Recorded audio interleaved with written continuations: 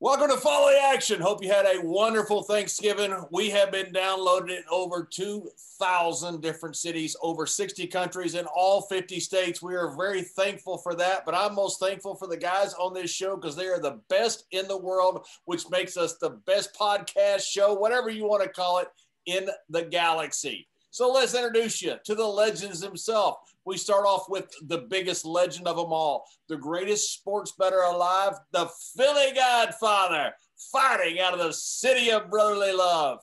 He's been called, and rightfully so, the best combat sports handicapper in the world, Mr. Joey Odessa, Joey Bagels, Bagelicious, and the future of sports betting. Representing the college kids, he is Matt. He's got a game for us today in the National Football League.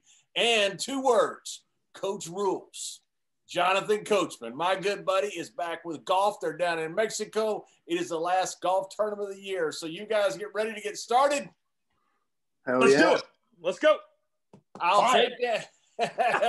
Well, let's get started right away with the future of sports betting. Let's go right down to Matt with the college kids. Matt, you got something for us in the National Football League. What is it? We got the Chargers over 23.5 team total for this Sunday. We're looking at this game, and New England ranks 31st in opponent yards per pass attempt. Their road drop-offs are enormous. Their home-to-road drop-off is 2.1 yards in opponent yards per pass attempt, which ranks the second biggest home-to-road drop-off in the league. Same goes with New England's opposing points per game. They go from letting up 19.3 points per game at home to 27.8 points per game on the road. Again, that ranks as the second biggest road drop-off in the NFL.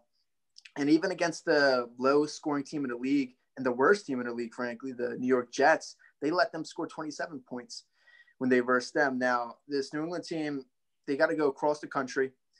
And they had a tough game last game against Arizona that they had to grind out. Now they have to go, like I said, across the country to versus a rookie QB that's been letting the league up in Justin Herbert. And the only way I see the Patriots stopping this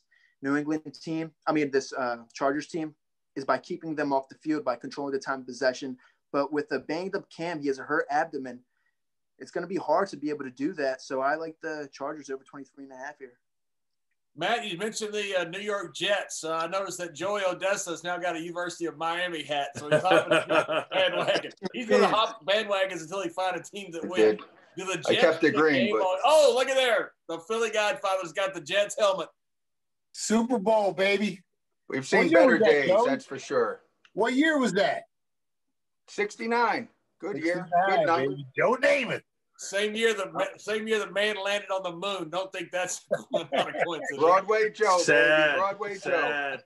Joe. The miracle Did they really land on the moon, John? Is the earth really flat? Who knows?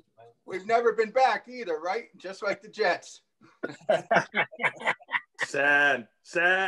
A lot of people believe in conspiracy theories, but I tell you, as soon as God's flat earth, we don't believe in them here.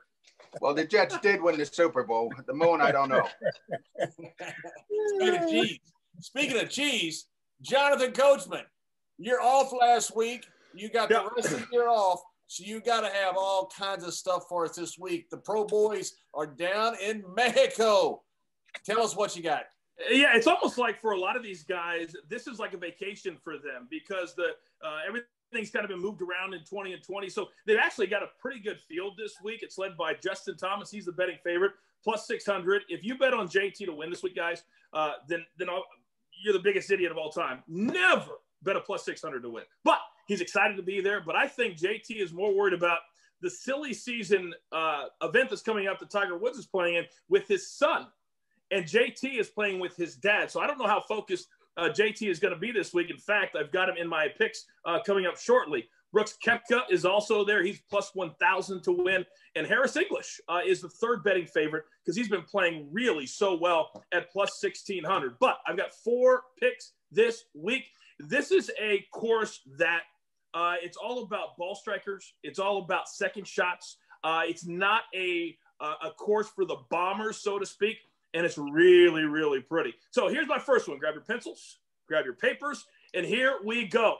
This week, I'm kind of in the holiday spirit. So I saw this incredible video on Instagram. And if people get a chance, go to the PGA Tour Instagram because Harold Varner III has this incredible relationship with this kid that he met playing video games from Mexico and got to meet him for the first time a year ago. So he's really motivated when he goes to Mexico to play. So I like Harold Varner III minus 130 over Rory Sabatini this week. I think Harold Varner is going to play really, really well to impress his buddy that he plays Call of Duty with.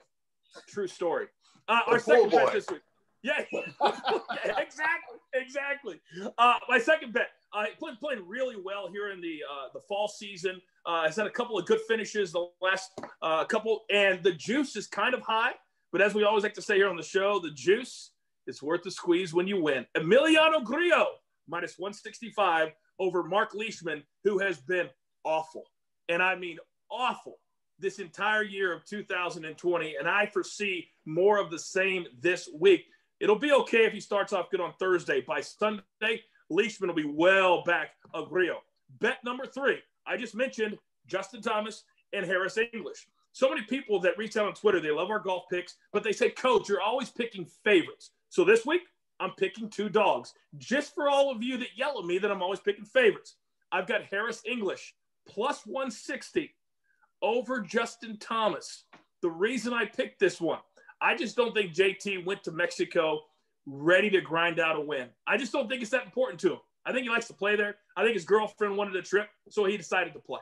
And he wants to be sharp to beat Tiger Woods. He said that in his press conference. So take Harris English over JT plus 160. And our final bet, we lost on him a couple of weeks ago, and he's had 9 or 10 of 11 good weeks. So I foresee Sebastian Munoz to have another good week after missing a cut, plus 110 over Brian Harman. The little lefty is favored over Sebastian Munoz. I'm taking Munoz plus 110. So again, Harold Varner III, Grillo, English, and Munoz, and take them all, boys, straight to the pay window. Coach, I got a question for you. Yeah. Who's the best Mexican golfer out there, and is he playing in this tournament? The best, I think.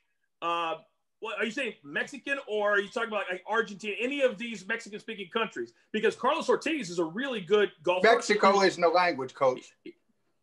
Yeah, but I said Spanish-speaking country. I'm going to go with Carlos Ortiz simply because he just won a couple of weeks ago. He had his first win on the PGA Tour. So I think right now playing the best is Carlos Ortiz. I really, really do.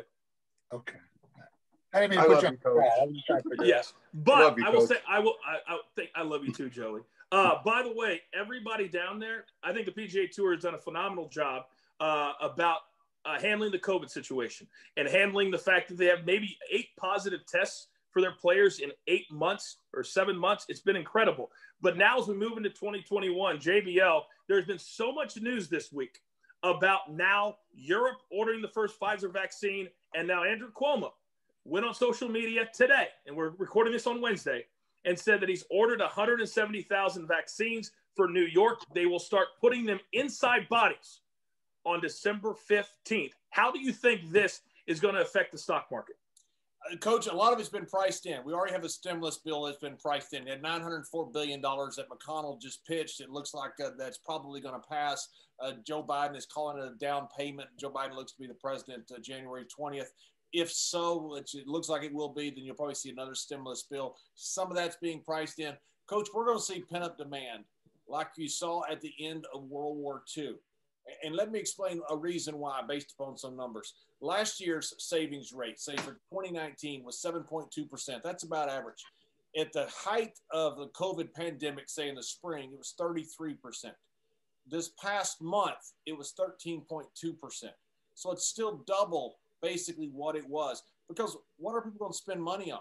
You're going to buy a car that you're going to sit in your driveway in? You can't go buy a airline package to go anywhere. People aren't going anywhere. So the savings rate is going to plummet once this vaccine starts going in people. And remember, it's not going to go into people like, say, 40 million vaccines, which they're going to order from Pfizer and Moderna in December. It's not going to say like 40 million here and then another 200 million in April. You're going to see every single day hundreds of thousands of people starting the week of December 15th to millions of people a day getting this vaccination. These people have pent-up demand. You're going to see spending from our country to me, I think, and it's what a lot of people on Wall Street are saying, like you saw at the end of World War II, from pent-up demand of people wanting to find something to spend their money on because they've been stuck inside for the last year. So you've seen a sector rotation going on the stock market. People are saying it's a tech bust. It's not a tech bust. The last month, the Russell Value 1000, the value stocks, was up 13%. That's the highest in its history because people are starting to look for value in things that require a vaccine. Your hotel stocks, your airline stocks, your small businesses, your businesses that need something to be able to get past the pandemic, like your restaurants, to get back to some type of sense of normalcy. That is going to continue. But the way to play this, Coach, I believe, is in something like a copper ETF. There's a copper ETF, COPX. I bought it last year. It's almost doubled. Copper is something that you look at when you see growth in the globe, and that's what we're going to see in this next 6 months, especially coming out of this. And also you have, because of political unrest in South America, copper mines have been shut down.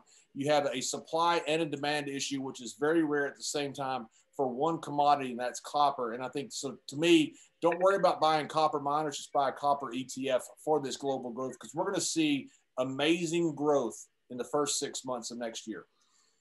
So for people who are looking towards the next 6 months, and they say, when do I start to pull the trigger? When do I wait? How soon are these going to put in? What would you say would be the timeline for when you would start doing what you're teaching us to do?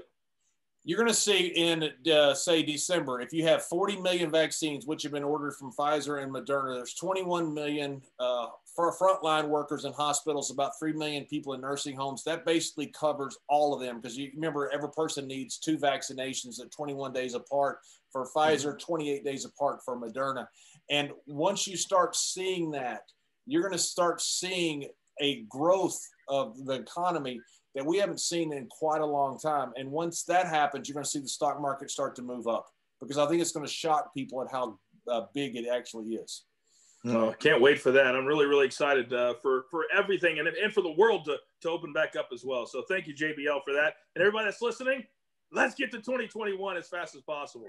We're going to have it. We're going to have probably a herd immunity by April. I mean, we're going to have it. And the thing is, we're not going to get there all of a sudden that day. We're going to get there throughout the first part of the year. So every single day, once that vaccine starts, hundreds of thousands to millions of people are going to get vaccinated every single day. That's going to build up until about April, until we have herd immunity. The UK will probably get there quicker. They only have 67 to 69 million people, so they're going to probably get to herd immunity quicker. And you're going to see that around the globe. Very good. All right, that's JBL. You're going to see crowds back in buildings. You're going to see crowds back in sports. You're going to see crowds back in things like the UFC.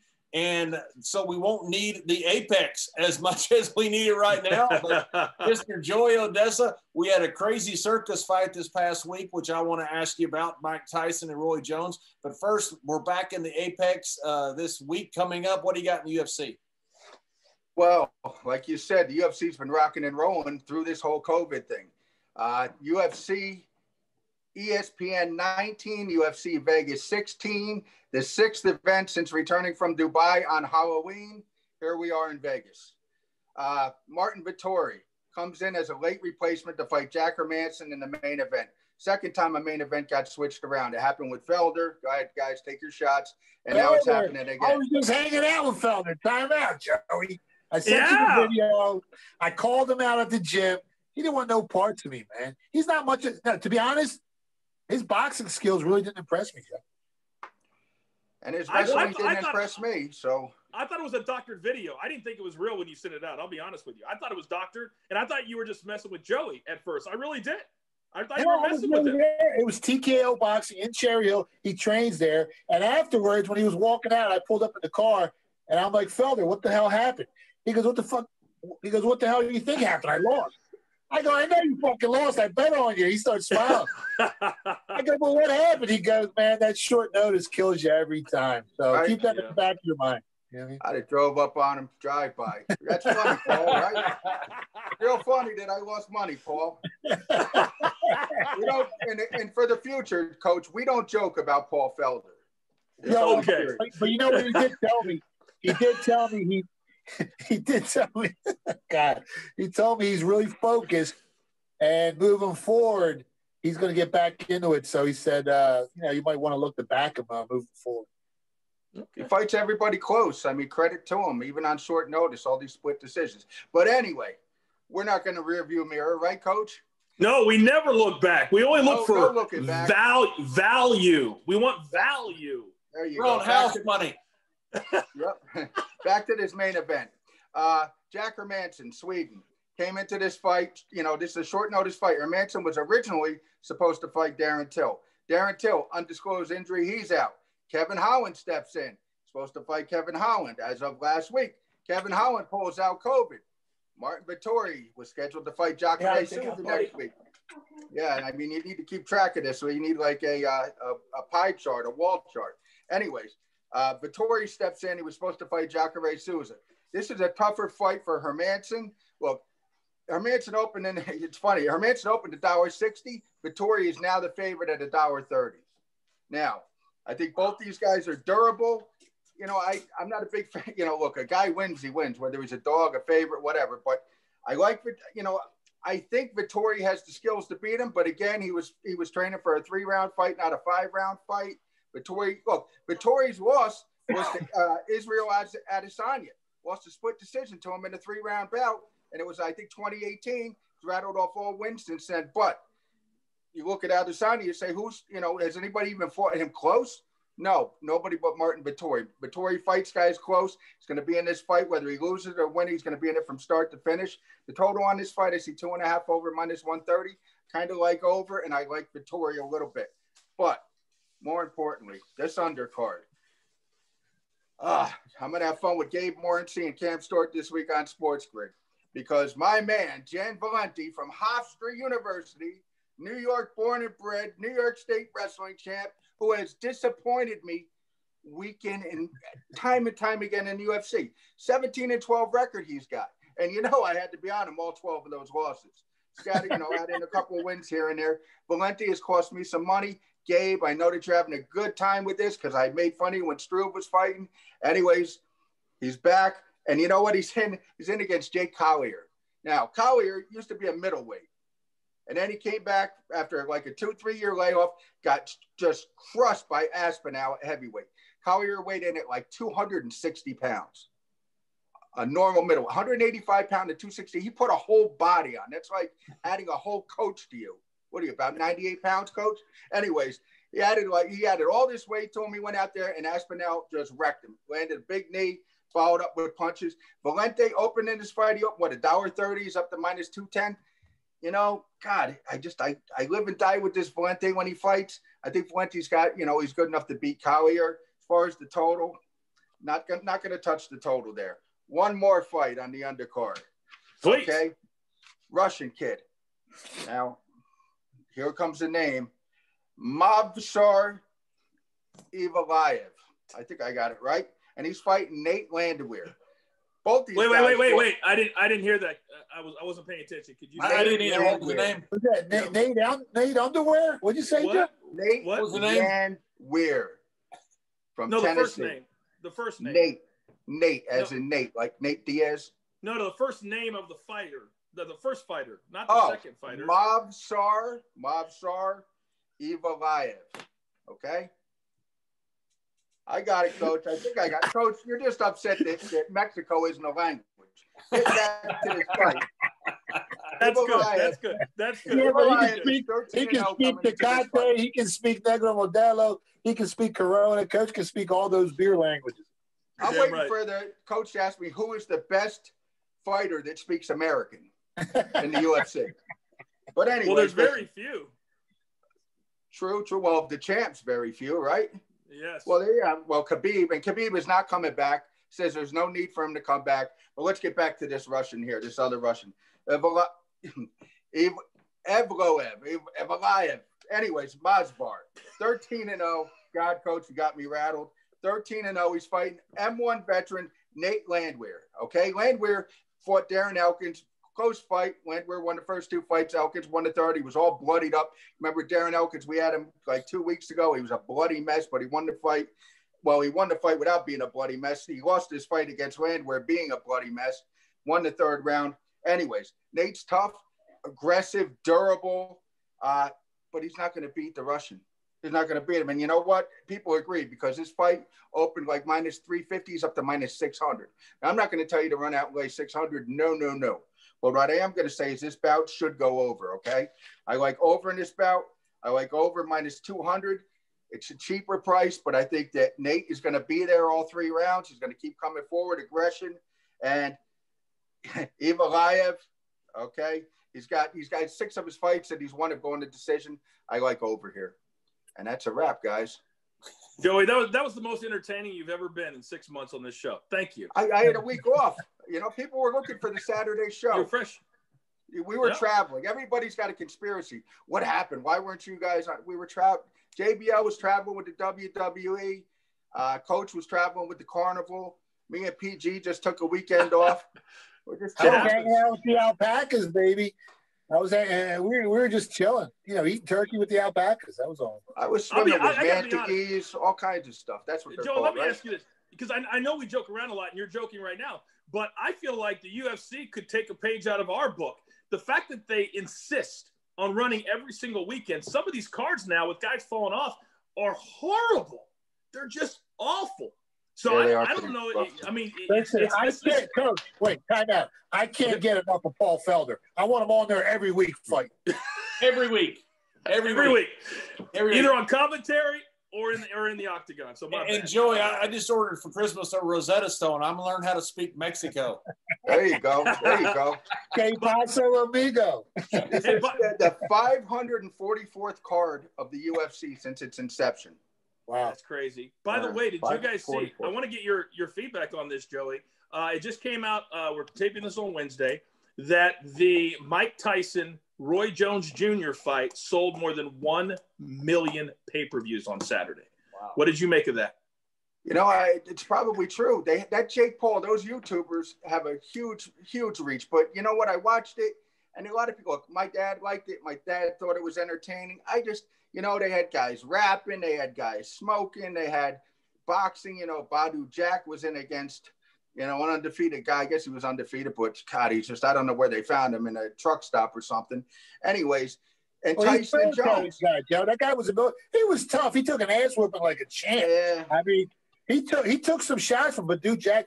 I gave him credit for lasting the whole 8 rounds. I mean, but he could never. I mean, Badu just like walked down. I mean, he never had. I mean, it was never in danger. I mean, it would have been. You know what? The undercard fights were actually pretty good. The main event to me was, I think they scammed everybody. I don't know. They did. I told you it was going to end in a draw.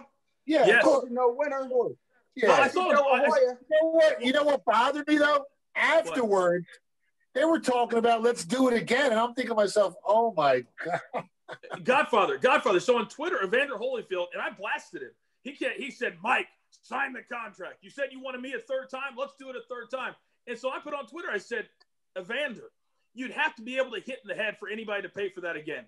And nobody's hitting anybody in the head. So why would we want to see you guys hit each other in the sides and pay $50? I saw a price. I saw Tyson minus 300 versus Holyfield if they had that circus matchup. You know what's crazy? If they get those big YouTubers on there again, they're going to sell $1 million again, all over again. Well, that Jake Paul and that other kid, I mean, they're rocking it. That kid is a motion genius. I'm telling you, yes, he is. People want to see him fight. They would pay to see Conor McGregor kill him. Yeah, no, they pay to see him win, pay to see him lose. I think that'd be 2 million buys if Conor McGregor fights Jake Paul. I swear to God, it would be 2 million buys. Did you guys see all the memes? Well, I forget the NBA player got knocked out. What the hell? Is Nate Robinson. Yeah. Oh God, memes? It was freaking hilarious. Twice he got knocked out. So guys, I know what your answer is going to be this, or at least I think I do, but maybe some of our viewers don't. To Steve and to Joy, does Tyson have any chance against a top 5 heavyweight today? No shot. Zero. No, Zero. None. People said he looked good. I don't know. He looked good for a 54-year-old man that's been on the bench for 15 years. Mm-hmm. I mean, look, he can hurt anybody. But I mean, how many punches did Roy really throw? I mean, look, I tell you what, Did you see what? That 3-1. Did you see his conditioning? Like, I mean, come on, man. Come on. But here's the thing. Let's do the math. Let's do the math. So if they brought in $50 million for this pay-per-view and they gave Tyson and Roy each, let's say 5 of it. Let's say they made $5 million each. How much do you think they would make if Tyson was in there against a Tyson Fury or a Anthony Joshua? I'm talking 4 times that amount of money. I think Tyson would do it. I just don't think Tyson would look very good doing it. I don't think they'd sanction it. I don't know. You don't think so? No, they wouldn't sanction it, and he wouldn't. Okay. I don't think he would last a round or 2 unless they carried him. No, unless they carried him. Mike's days, better days are behind him. I mean, when he lost to McBride, he said something that was, I actually had tweeted it out. I cut the video and put it on my Twitter. He said, after the Kevin McBride fight where Tyson quit on the stool after the 8th round when he was ahead on the cards, he said, I can get my body in shape again. I can look good physically, but I'm just not there. I just don't have it. And he came back for this fight, and I guess, whatever. He might have needed the money or, I'm sure I've never seen, look, the money this guy's gone through. I mean, just zillions of dollars, bad decisions, bad management, bad promoters. Don King stole it from him. He went through $300 million twice. That's hard to do once. He did it twice. No, it's true. He did it twice. Buying pet tigers and stuff. I mean, look, Tyson's great. I love Tyson. I think he's a great, he was a great fighter, a very good fighter, not a great fighter because, he did run through everybody during his era until he ran into Lennox Lewis and Buster Douglas. Look, Tyson is Tyson. And somebody had asked me, they said, where do you rank Anderson Silva compared to like Mike Tyson or compared to Roy Jones? And I compare Anderson Silva to Mike Tyson because both of them had their run, but then they were outclassed by other opponents. Whereas Roy Jones Jr., when Roy Jones Jr. had his run, before he hit that decline, if Roy Jones Jr. retired after the Tarver fight, I think might have been one of the best boxers I'd ever seen in my lifetime. Plus, he won 4 weight classes. Didn't he win 4 weight classes, Joe? Yeah, he went up to heavyweight. He won heavyweight. He beat Ruiz. Look, Ruiz is a tough dude. I mean, he was a champ, and he's a hard guy to fight. And again, so Anderson Silva, Mike Tyson, same category. Silva never did the pay-per-view buys, I'm sure, the black box buys that Tyson did. However, Roy Jones Jr., while he never had those marquee matchups, the big money matchups. I mean, look, I remember when he beat James Toney. Toney was coming off a win against Prince. It was a Prince, whatever his name. Anyway, kid from Philly, right? The kid wasn't he from Philly? Yeah, and he just stretched him. I forget the kid's name, but anyway, Jones looked Toney looked unbeatable. Jones went in there and made a fool out of him. Anyways, my segment's going a little too long. No. Go to the main event. I'm gonna pull a coach and make this about me. So Roy Jones Jr. broke my attendance record in the Staples Center with Eddie Guerrero. So there you have it, Roy Jones. There you go. One of the great nights. Record in the Staples Center until Roy Jones Jr. broke it, and we think they may have manufactured the number.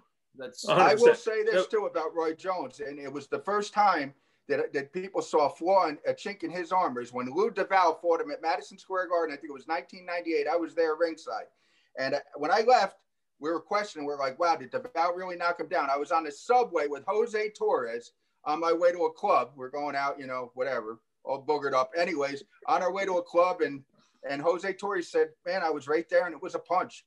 And he hit him, and, we're going to see what happens. Rest in peace, Jose Torres. Actually, rest in peace, Roy Jones, after what we just saw. But he's still making money. Good for Roy. Well, let's get to the $300 million man right now. Let's get to the main event, and that is fighting out of the city of brotherly love, the Philly Godfather. Philly Godfather, you've been killing it on the NFL this year. What have you got for us tonight? All right, let's go to game 469, 470 on your screen. I think the wrong team's favorite here between Los Angeles and Arizona. I know the Rams have a slightly better overall record at 7-4 than the Cardinals do. But if you look at their point differential on the year, it's almost identical. And they've pretty much played the same opponent strength of schedule. Their opponents have had the same opponent strength of schedule. So I just think the wrong team's favorite here. I just can't see how the hell you're going to lay 3 points with Jared Goff on the road versus the Cardinals here. I mean, if you look at the line, what would this line be if the Rams were at home? 7, 8, or 9? I think the price is just too high, especially considering the issues Jared Goff's had on the road over the years. Everyone knows about his road home splits, the dichotomy, how his production numbers fall off on the road. This price, the price on this game, I think is just off. In my opinion, it's pretty much based off of recent play and the fact that Arizona is really a Hail Mary pass away in that Buffalo game from losing 4 straight games. But you got to take into consideration that 3 of those 4 teams that Arizona lost to have 23 combined wins on the year, and they just played back-to-back road games, and they lost to the Patriots. I like Arizona here, plus the points. The bottom line is the Cardinals really can't afford to lose this game and drop down to 6-6, or else they could be bunched up with a bunch of other teams trying to get that last playoff spot. I like Murray at home, much better than Goff on the road. The Rams' leading tackler on the year on defense, he's been out. He's going to be out for a couple of weeks, Micah Kaiser. And Jalen Ramsey, he's got some type of hip issue that he's not 100%, even though he's playing. He's not going to be at full strength. I mean, I know the Rams defense has played lights out this year, but you got to remember, this Arizona's offense ranks number 1 in the NFL in first downs per game, number 1 in yards per rush attempt, and they're 4th in red zone scoring percentage. So this team can really move the ball. And anytime Kyler Murray uses his legs, like I think he's going to in this game, to try to negate that great pass rush that the Rams have. The Cardinals are 6-0 on the year when Kyler Murray rushes for more than 65 yards. So expect him to use his legs a lot in this one. I like the Cardinals. I haven't released it on the website yet. I'm going to after we release the podcast. I took them +3. And as always, I'm going to ask Coach, if you've got the balls, you can bet on the money line as well. And as I always do on Twitter when you try to call me out, I say, hell yes, I've got the kahunas. By the way, I want you all today, and maybe taken down now, but I screenshot it. You talk about balls. I want everybody to go to Sears.com and Google medicine ball. That's all I want our listeners to do. Go to Sears.com and Google in that little thing on there, medicine ball, and you'll thank me. And I want all you guys to do it too. And you better do it fast, because I guarantee you what I'm talking about has been taken off. But it's crazy it ever made it on there. But yes, I've got the balls to play it. Coach, why are you Googling balls? No, medicine ball. Medicine ball. You said Googling balls. No. I said, speaking of balls, which the Godfather just said, go to Sears.com and in that, when you're looking for something, type in medicine ball and see what comes up. We're talking about cojones. We're talking about arhidia. That's what we're not talking about medicine. I understand that. But if you go and do what I just told you to do, and everybody that's listening, they'll go, oh, it's the craziest thing. And I'll show you when we get done. I've got it on my phone. But I can't. Somebody send it to me. Somebody will get fired at Sears, whoever runs their website. Promise. Wait, JB, isn't Sears bankrupt? Are they out of business? What's going on with Sears? I thought they closed. They're online. Sears. They're online. They're an online business now. Sears.com. In Mexico. They speak Mexico. That just took it, Coach. Shout out to our Mexican listeners that used to listen to us. And those other countries like Argentina, which is like all the way on the other side of the globe, but they speak it too. Wow. They all speak Spanish. That's what I meant to say. Well, there you have it, guys. The one thing we will never have on this show is a Canadian-Mexican fan, because we've alienated them both. All right, I'm responsible. But Canadians speak American and French. Hope you enjoyed your Thanksgiving. Thanks for joining us here on Follow the Action. We will be back soon, but always remember, right here on YouTube, on our Facebook, on our podcast, we always give you the very best. Thank you very much for joining us. Talk to you soon.